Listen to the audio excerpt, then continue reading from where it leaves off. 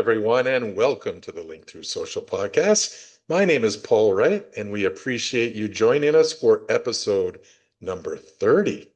And we have a great show for you today. First of all, we have Richard Kersey. And Richard is an engineering leader and AI practitioner, and also the creator of chirper.com. It's a social network built on a premise that sounds simple and turns out to be radical. Prove you're a human once at the door and let trust flow from who vouched for you. Very interesting. I'm sure you're going to enjoy that. And also, we have Louis Swart. He helps business owners free up time to focus on high-value tasks by delegating low-value tasks to AI-trained virtual assistants. He's also a speaker, delegation coach, VA, and AI expert, and his website is louisswart.com. Both those guests will be joining us right after this brief message. Tired of stressing over what to post on social media? Meet Smart Post App, your all-in-one solution to create, schedule, and grow your content effortlessly.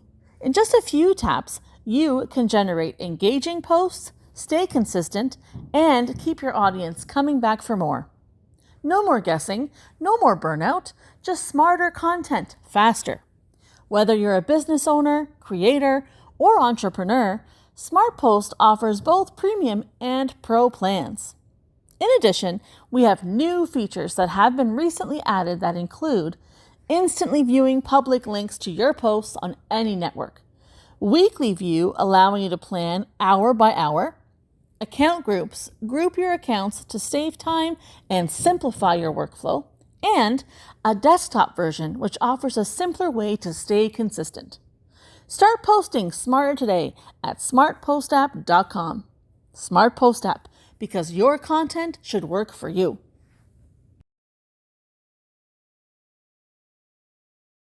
And welcome back to the Link Through Social podcast. Well, we have a special guest for us today, Richard Kersey, and he's from chirper.com. That's chirpper.com. Richard is an engineering leader and AI practitioner focused on two intertwined questions: how AI is reshaping the way software gets built, and what it takes to keep human spaces human as machine-generated content floods the internet. Richard, welcome to the program. Thank you so much. Glad to be here. Looking forward to talking with you. Yes, I appreciate you taking the time for us today. Before we get started, how about you just give us a little bit about your background and how you got here today? Sure. Well, as you said, engineering leader. I've been building software for decades now, and led to where I'm at today, which is founding a social media company for where humans get to talk to humans, and we verify that and put you through a vouching process so that we can kind of get the bots out of our conversations. They're flooded. They certainly are, Richard.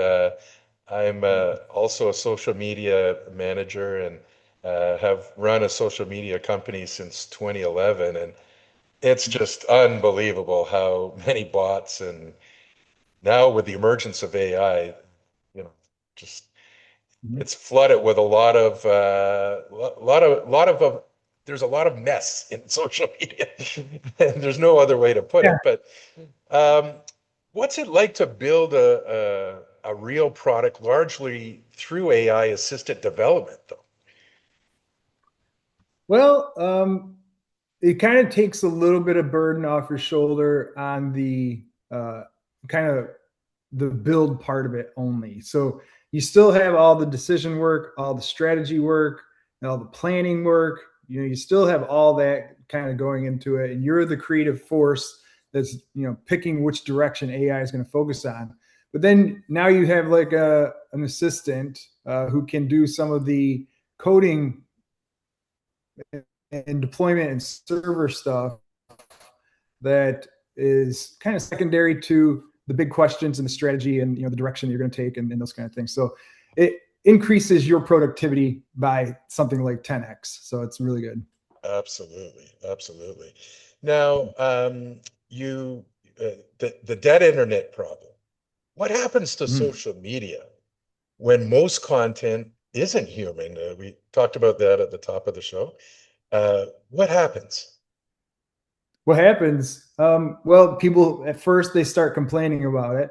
You can see that online yourself. Anywhere you Yes. go, any conversation that goes on for more than 2 or 3 comments, someone's accusing somebody of being a bot, and we don't know whether they are or not. And so it starts with a lot of complaining, and then it moves into kind of apathy and giving up because you can't beat them because there's just going to be hundreds and thousands of more bots than you are, and they're going to be able to spit out content faster than you could ever refute it. And so it becomes this apathetic place of I just won't participate at all. And Right. you become a bystander who's just watching conversations happen instead of participating. Yeah. No, for sure. Now, anonymity and accountability. Why Mhm. why they're usually treated as opposites and how to have both. Right, right, right. Well, as of today, like most social media, the only way, like they try and keep their networks from degrading, and going downhill, and the quality of everything going down. And so, how do they do that? They want to ensure it's humans that are talking, and the only Mm, way they figured out how to do that so far is to steal your private information, force you to give up, more and more data about yourself, so that they can say, okay, now we think you're human. And so mm, they hurt their users by saying, you can only come in if you give us all this information about yourself. And so they have like this temporary fix going on that bots don't really care about because they're going to spend all day beating it anyway. And yeah. what ends up happening is the real users, they say, I'm not going to do that. They're high producing, engaged users. They say, I'm done then. And they move on to doing something else. And the bots say, we're going to keep going until we get in. And so now it becomes more bots, less humans, and it just kind of builds on itself that way. For And sure. so that's the accountability part of it, or I'm sorry, that's the anonymity part of it. But then Anonymity. how do you keep them accountable if you aren't gathering that information is the question, right? Right. So they have to have something they put on the line. They have to have some stake in the game, right? And Mhm. for us, that becomes a two-way accountability that we talk about often. And so instead of taking your information, we just say vouch for somebody else. So send an Mm, invite to somebody you think is human. right. And if that is true, that helps your trust score.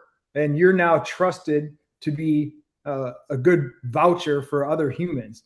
And that if it ends up they are not, this is where the accountability comes in. Now, and no one else is doing this, is that it now hurts you because you were the one that vouched for them. Similar to like if you were to recommend someone for a job and they ended up not being good at the job, no one's Mm, going to take your recommendation again. And so that's a two-way accountability that just does not exist on any social media site right now because it wasn't architected that way right. in the Right. beginning.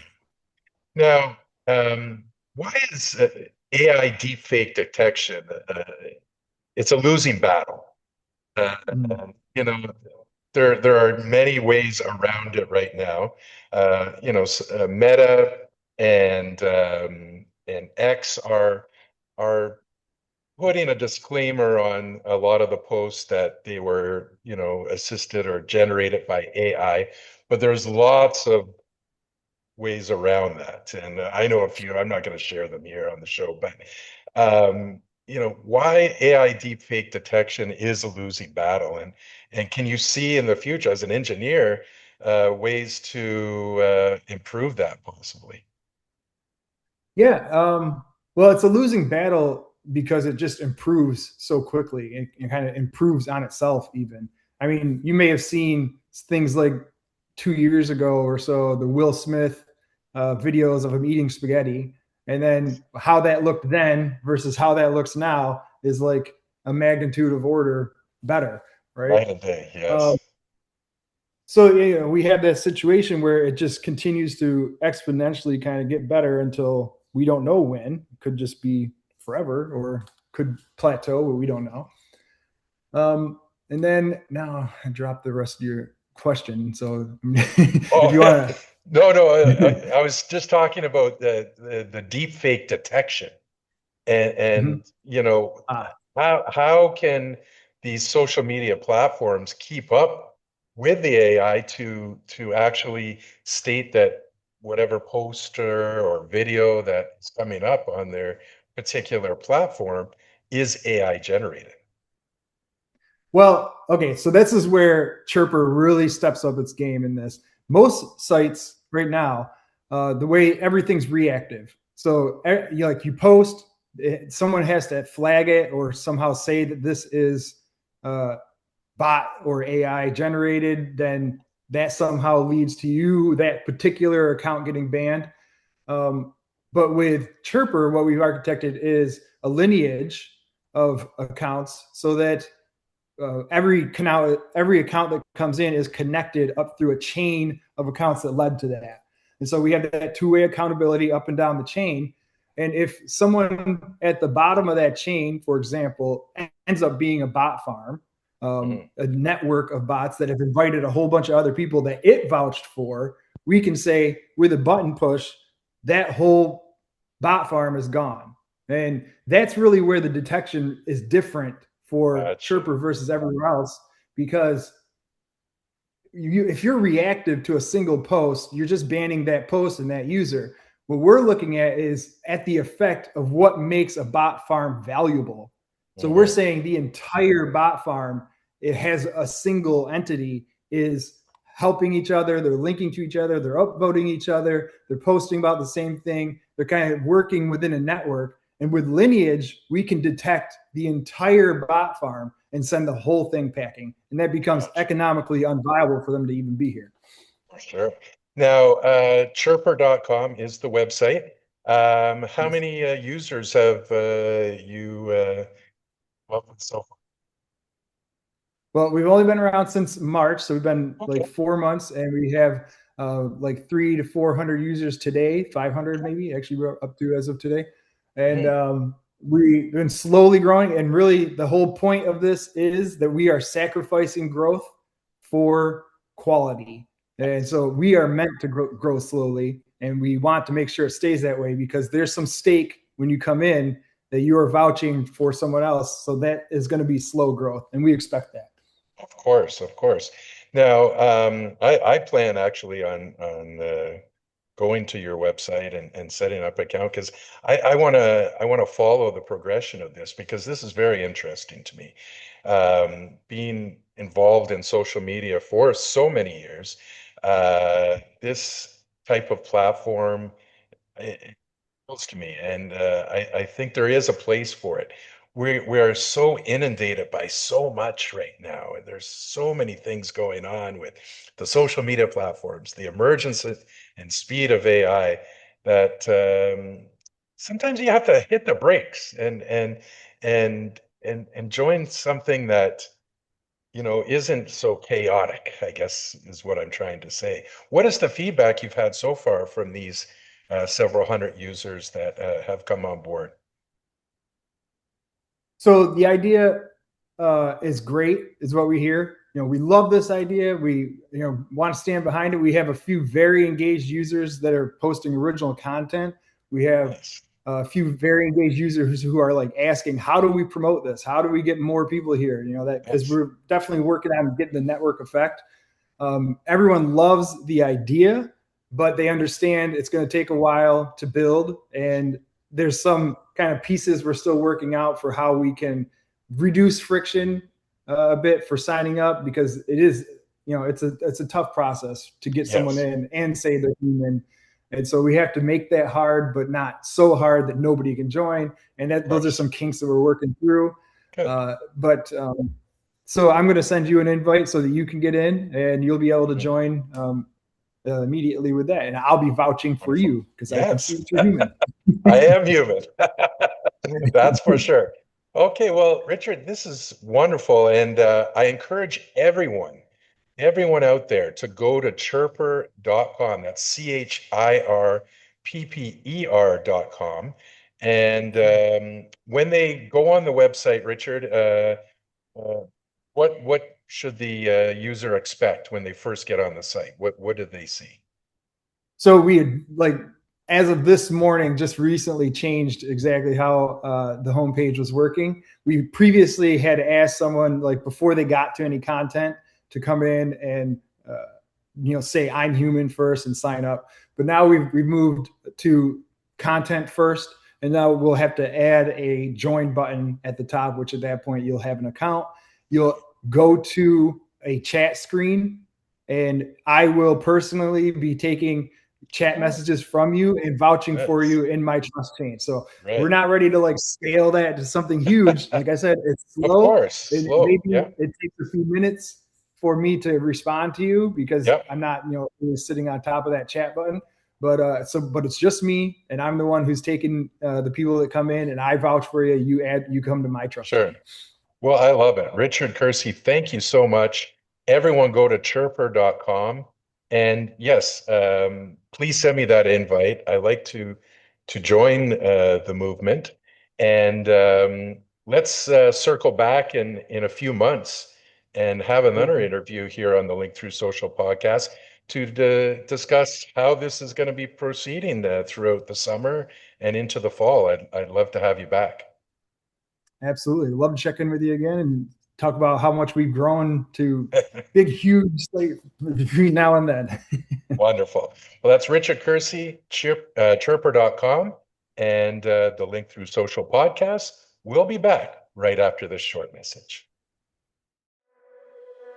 You've worked hard to build your audience, so why send your customers somewhere else? Introducing white label digital storefronts from TicketPortX. Now you can process tickets, registrations, donations, merchandise sales, and collect valuable customer data directly on your website or custom landing page. Increase brand visibility, create a stronger connection with your customers, deliver a seamless user experience, and monetize your brand with high-converting pages powered by TicketPortX's secure hosting, payment processing, and event technology. Perfect for festivals, conventions, classes, retail storefronts, charity events, sporting events, and even free events. Manage entire event series from a single storefront and spend less money marketing multiple links and event pages. One platform, one link, endless possibilities. TicketPortX, powering your brand, your events, and your growth.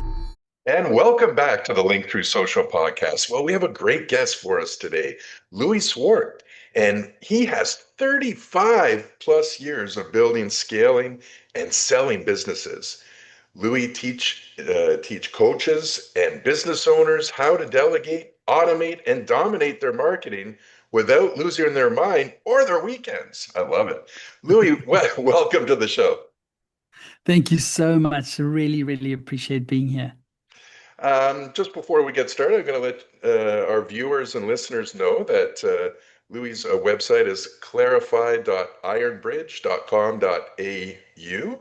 And Louis, why don't you try to condense that 35 plus years of experience? Awesome. So Just give us a little bit more about your background and how you got here today.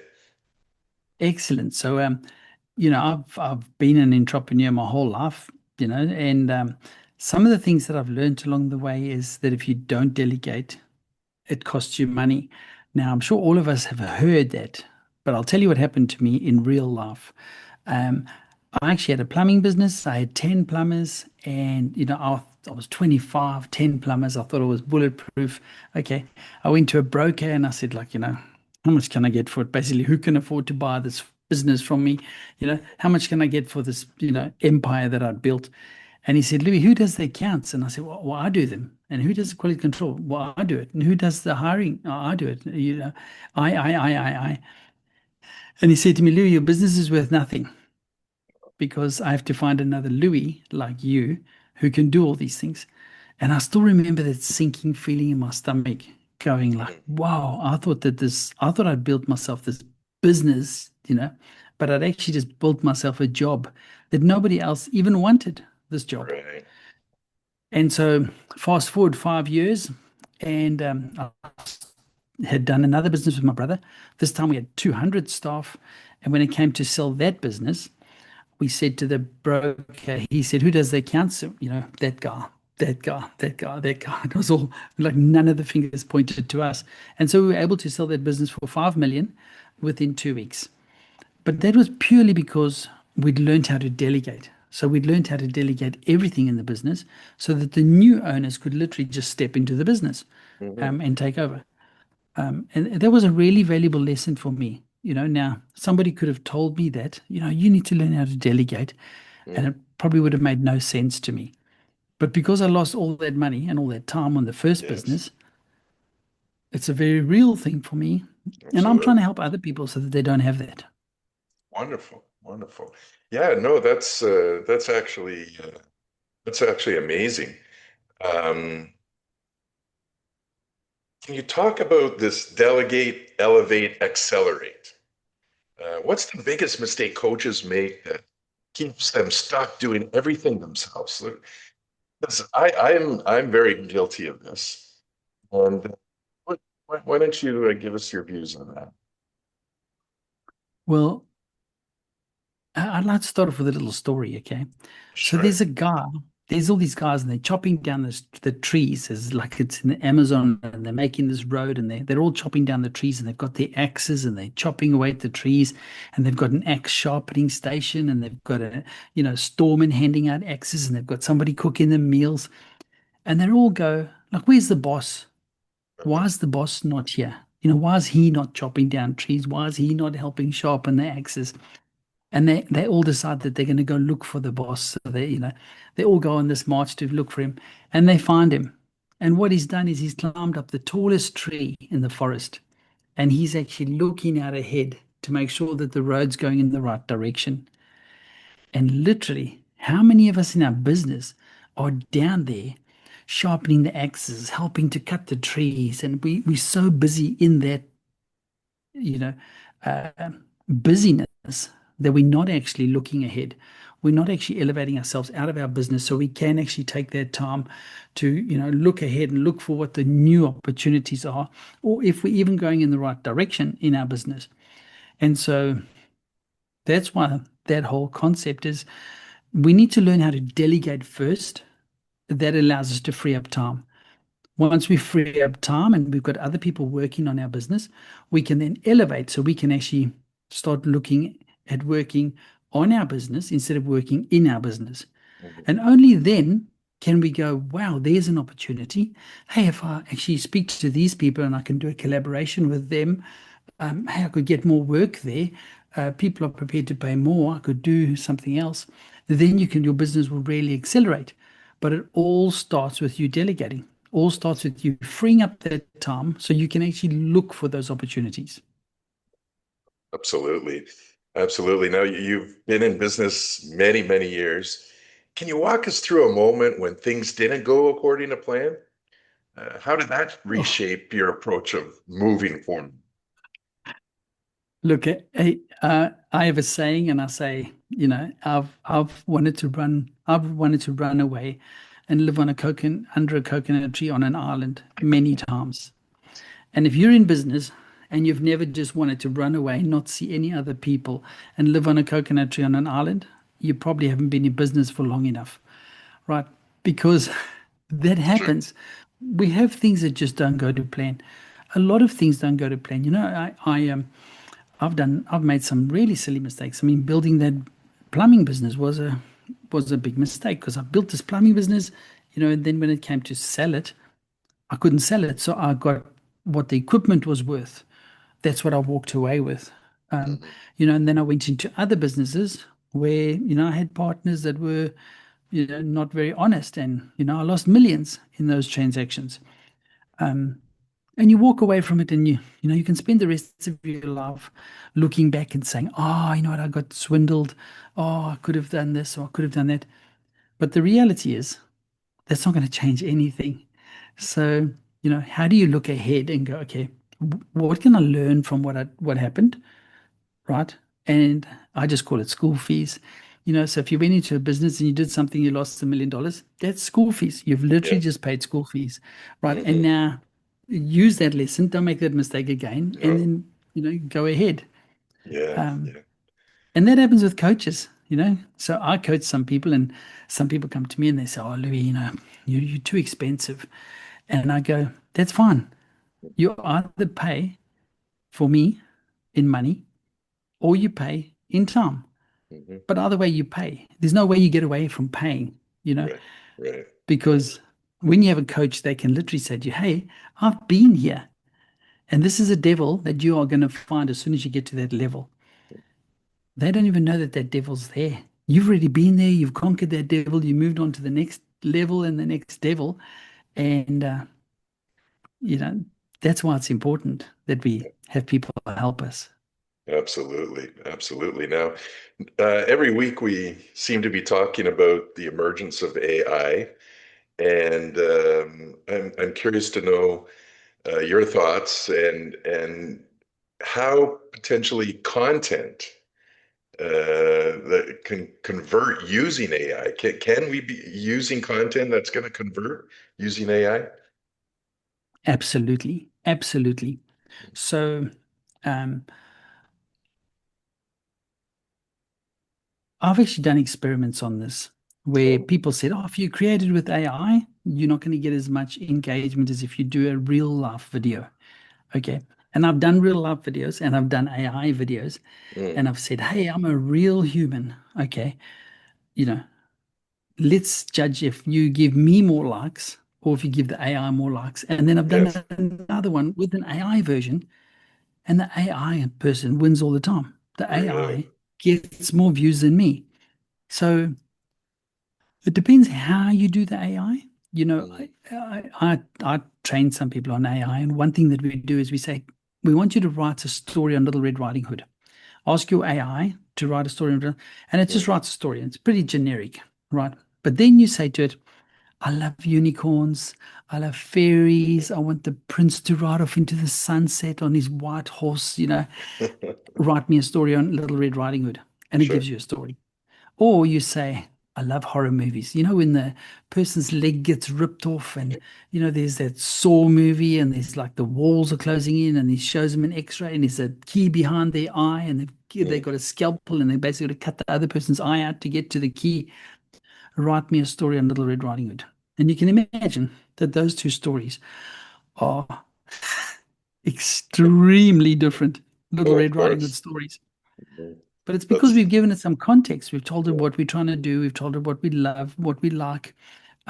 And that is really where people are lacking. So people go, Hey, I'm a business coach. Write me a post. It's going to write you AI slop. It's going to Hmm. just it's going to write some generic stuff. It Hmm. doesn't know who your target market is. And that's what my whole Clarify program is around. Mm, How do you find out who your avatar is? What age are they? Are they male? Are they female? Are they married? What's their relationship like? What's their yes. health like? What are those fears? What are those real deep fears that they have? What are those frustrations that they've got? What are those dreams and those desires? What are all those things that your ideal target market has, right? And once you know that, and once you get your product really clear on what your product is, and a good example of that is McDonald's. I Yes. mean, a lot of us go, oh, McDonald's, yep, they sell burgers. They're in the business of selling burgers. And they're not. McDonald's is in the business of real estate. They sell burgers to actually pay for the real estate. Yes. McDonald's is one of Mm, the biggest real estate businesses. Um, but that's literally what we need to be looking at. We need to be looking at our avatar. Who exactly are we selling to? And then what's our product? What exactly are we selling them? And once we feed that into AI, we're going to start getting like really, really good content coming out.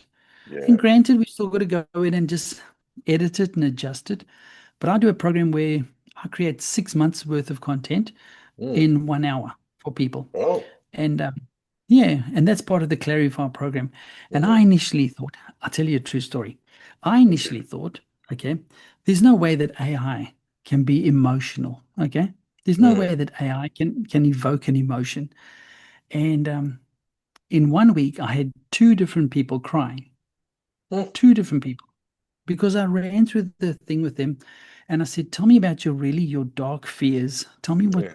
tell me what, I want to get more leads in my business. Okay, and what does that really mean? Well, it really means like I want to make more money. Okay, and what happens if you don't make more money? Well, then I'm not gonna succeed. And what happens if you don't succeed? Mm, Well, I feel like a failure. And why is that?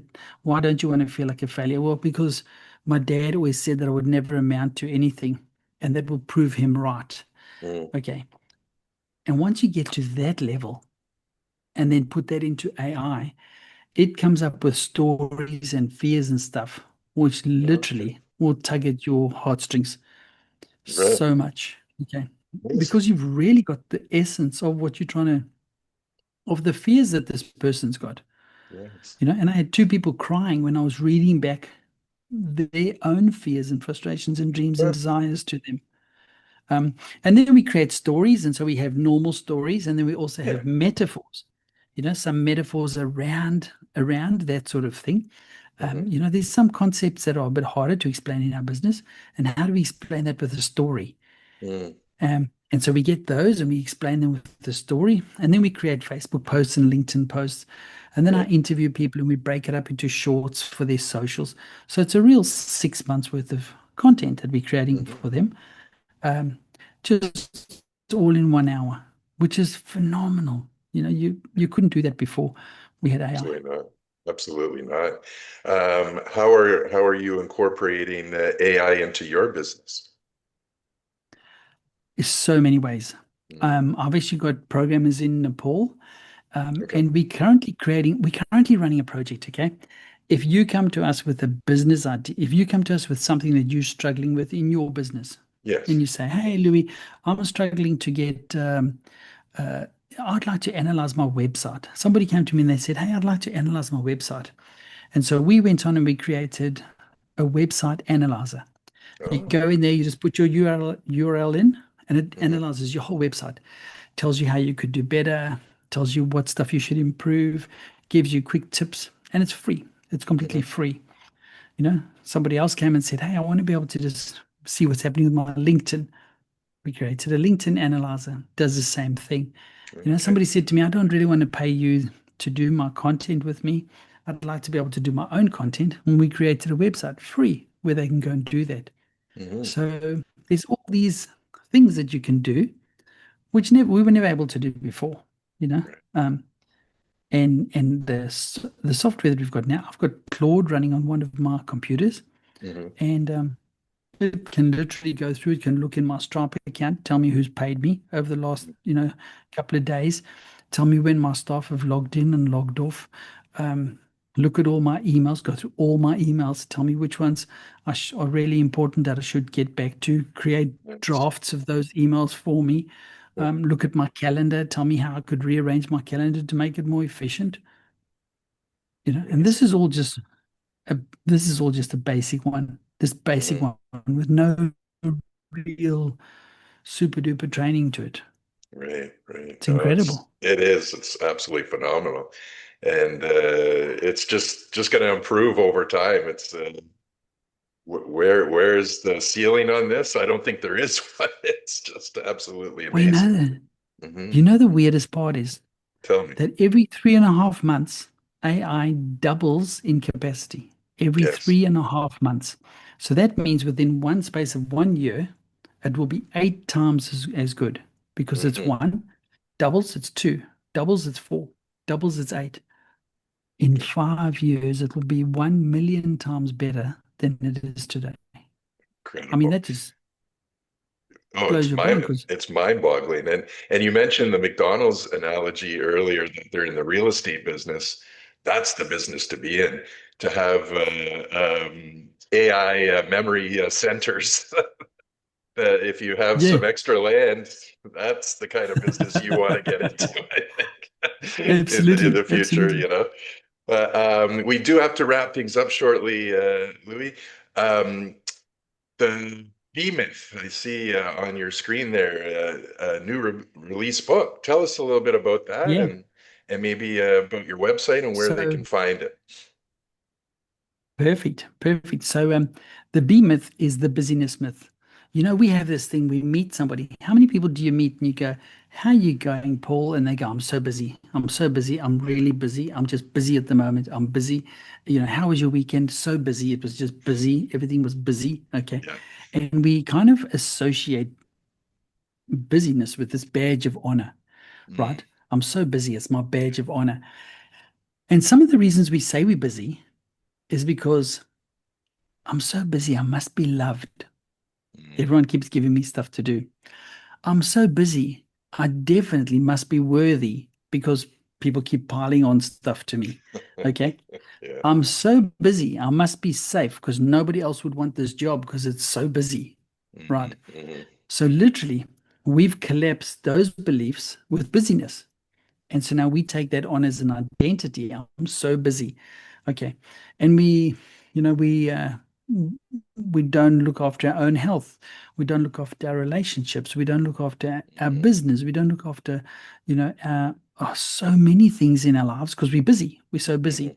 And Yeah. in the book, I give you a whole lot of tools. I've got some really cool tools for people to use, which will actually help them to be able to break free from that. You know, um, is it okay if I just share one of the tools with you quickly? Absolutely. Yes. Absolutely. I'd love to hear. So one of the tools that I've got, and I can tell you that this one, it's so simple that Hmm. people go, won't really work, but every single person that uses it is blown away with it. Okay. So think how much you'd like to earn next year. Okay. Let's say you want to earn $200,000. Right. If you went now and you worked for a boss, you'd probably work maximum 40 hours a week and probably 50 hours a year. Okay. So 40 hours a week by 50 hours a year is 2,000 hours. That's how many hours you've got in a year to actually work to make $200,000. So what you do is you take the $200,000, you divide it by the 2,000 hours, and this gives you a figure of $100 per hour. Hmm. So now you've got a benchmark. You need to earn at least $100 every single hour. Hmm. Now, what happens is, this book that's over here, it's a little bit off center. Okay. So I go on Canva and I'm like, I'm just going to quickly straighten it. And then I find out I'm still there an hour later because when I straighten the book, then the other side goes squiggly. Yes. Yes. Um, and I justify it. I go, you know what? I could have got it done for $10, but I've actually saved myself $10 because I didn't have to pay anything. And the reality is that I should have earned $100 for that hour Hmm. and I've earned $10. So I've actually lost $90 in that hour. So the next hour, I need to make $190 just to make up for that hour that I lost. Playing catch up. So when you think about it like that, Hmm. it's hard enough to make $100 an hour. To try and make $190 an hour is a whole different type of thing. And so how we apply this is we get a post-it note. Hmm. Um, and on the post-it note, we actually write that figure. So if you want to make $100,000 a year, that's $50 an hour. If you want to make $200,000, that's $100 an hour. And I strongly suggest you double the figure because you Hmm. don't really want to be working 40 hours, 50 weeks a year. Right. You write that figure down. You stick that figure somewhere on your monitor, on your laptop, on your wall, somewhere where it's completely visible. Hmm. And then every time you're doing something, I want you to look up at that post-it note. So you'll look up and you'll see a post-it note. You'll see a post-it note, and you're Hmm. gonna you're gonna be doing Canva, and then you look up and you'll be like, would I pay somebody $200 an hour to do this job? Yeah. And most times you'll have that feeling in your stomach like, hell no, of course I wouldn't pay somebody. That's ridiculous. Hmm. But that is what you're paying yourself. That's what you're paying yourself to do that. Yes. So if you wouldn't pay somebody else that, you shouldn't be paying yourself that. You should be getting somebody to do it. Right. And literally, that's why us being able to delegate to AI, being able to delegate to virtual assistants, that's why it's so important because we've got to maintain that level. And so in the book, I initially wrote it like a business book with all chapters and things. And then I looked at all my books on my bookshelf and I didn't really read them. I haven't really read them. Right. Yeah.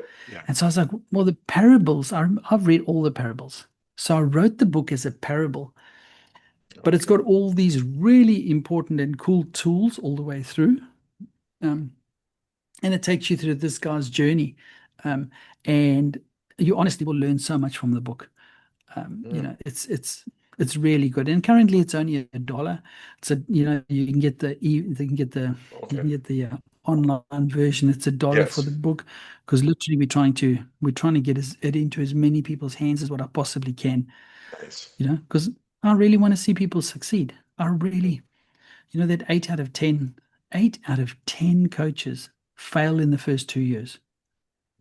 That's a staggering figure, Oh, yes. and I don't even think about those 8 people that failed. I mean, it's terrible that those 8 people failed, but each of those 8 people has actually got a whole family behind them. Hmm. Each of those 8 people have got people that rely on them. And if they fail in their business, this affects the whole, everything around them. Yeah. It's a terrible place to be. And so that's why I'm so passionate about helping people and literally going out of my way to do whatever I can to, be able to give you free resources, give you tools, help you do whatever I can so that you can actually be, one of the 2 that succeed. Hopefully we can get that up to 4 that succeed. That'd be amazing. Absolutely. Absolutely. And what's your website, Louis? So if you just go to louisswart.com, so it's Yes. just LOUISSWART.com. Hmm. Perfect. And you We'll can see put my book there, free resources, one. everything. Wonderful. And we'll put the links in the description on both the audio and video versions. And I really appreciate you taking the time today. It was wonderful speaking with you. And I wish you all the best. And I'd love to have you on again because I just really like your point of view and I like your missions that you're having, that you're doing with coaches. And it's just very admirable. And I encourage everyone to check out the B Myth and go to louisswart.com to find out everything about Louis. It's a very captivating person. Perfect. Thank you so much. Thank you so much. Thank you so much, Paul. And I really appreciate being here.